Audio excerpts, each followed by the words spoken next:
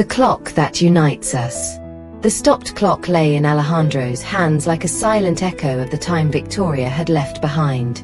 Before departing, she had held it with a mix of nostalgia and urgency, her trembling fingers gliding over the cracked face as she whispered for him to fix it.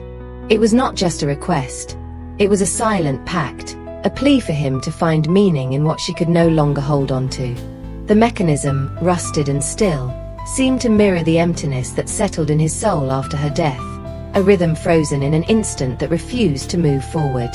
Alejandro carried that clock like a broken talisman, a fragment of his past binding him to her. For years, he wandered through dusty cities and forgotten workshops, searching for someone capable of restoring its beat. The clockmakers, with their calloused hands and empty promises, only offered excuses. It's too old. There are no spare parts. Let it go. But he couldn't. Every absent tick was a reminder of Victoria, of her deep eyes and her laughter that echoed like a distant memory. The clock was the last thing connecting him to her, a relic of love and loss he refused to abandon. Fate, capricious as a loose cog, led him one day to a forgotten village, where the cobbled streets seemed to whisper stories of times gone by. There, in a tiny workshop bathed in the amber glow of an old lamp, he found Isabel.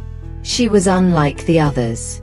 Her hands danced over the mechanisms with an almost poetic precision, and her warm brown eyes seemed to see beyond the metal and glass. When Alejandro handed her the clock, she did not ask why it was so worn or why he looked at it with such intensity. She simply took it and set to work.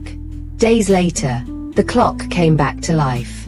The first tick echoed through the workshop like a released sigh, and Alejandro felt something inside him loosen, as if time had finally agreed to move once more. Isabel returned the clock with a quiet smile, unaware of the miracle she had performed beyond its gears. She had not only repaired the clock, she had unraveled the knot of grief he had carried for years.